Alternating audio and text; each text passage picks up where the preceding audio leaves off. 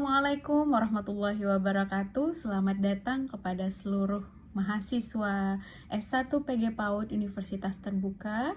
Perkenalkan, saya Fitri Husaibatul Khairat Hasibuan MPD. Saya merupakan tutor-tutor pada mata kuliah pemantapan kemampuan mengajar pada kode mata kuliah PAUD 4304.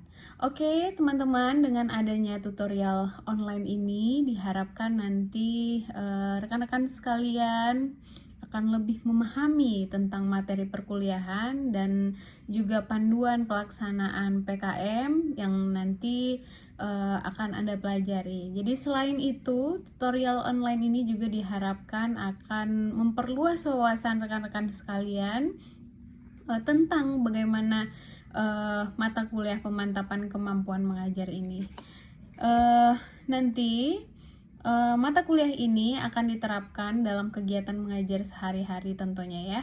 Oke, saudara mahasiswa, pelaksanaan tutorial online ini tidak membahas seluruh isi materi, namun hanya memperjelas atau menjelaskan konsep-konsep penting dalam modul yang dianggap cukup sulit ya. Jadi pada pertemuan pertama ini terlebih dahulu akan dijelaskan tentang informasi umum terkait tutorial online dan juga cara belajar yang efektif di UT. Jadi oleh karena itu informasi ini nanti diharapkan dapat disimak dengan cermat.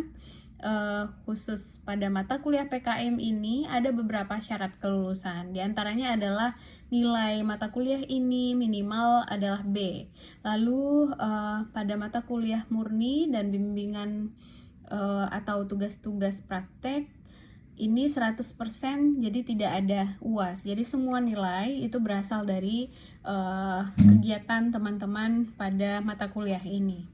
Lalu nilai praktik atau tutorial itu hanya berlaku pada semester berjalan ya. Jadi jika tidak lulus maka mahasiswa harus meregistrasi ulang mata kuliah dan mengikuti seluruh proses kembali dari awal gitu. Oke, saudara mahasiswa, PKM ini merupakan mata kuliah yang khas ya. Jadi karena nanti akan menuntut praktik yang akan dilaksanakan oleh teman-teman. Tidak ada UAS, lalu pada tuton ini nanti Anda sebagai mahasiswa tetap dituntut untuk melakukan praktik dengan dinilai oleh senior sejawat ya. Pertanyaan yang bagus, senior sejawat siapa? Itu nanti sudah ada dijelaskan di e-learning. Salah satunya mahasiswa itu nanti akan mencari teman sejawat ya, teman sejawat senior, boleh itu kepala sekolah atau TK, PAUD, tempat bekerja atau mengajar selama ini.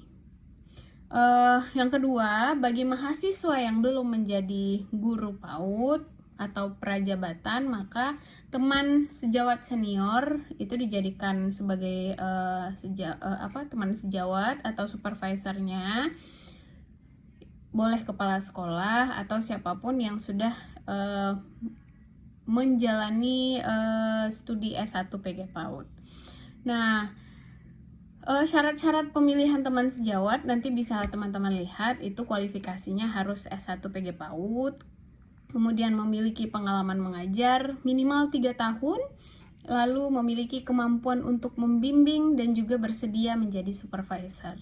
Nah, untuk melaksanakan praktik untuk PKM ini akan terdiri dari 8 kali praktik mengajar di kelas, ya bukan kelas Anda mengajar tentunya ya. Kemudian ujian prakteknya dinilai dari teman-teman sejawat atau supervisor yang saya sampaikan tadi, lalu membuat laporan PKM.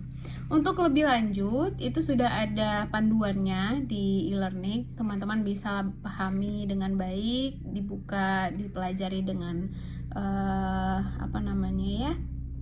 dengan teliti satu persatu. Jangan sungkan untuk bertanya dan berdiskusi dengan saya ya.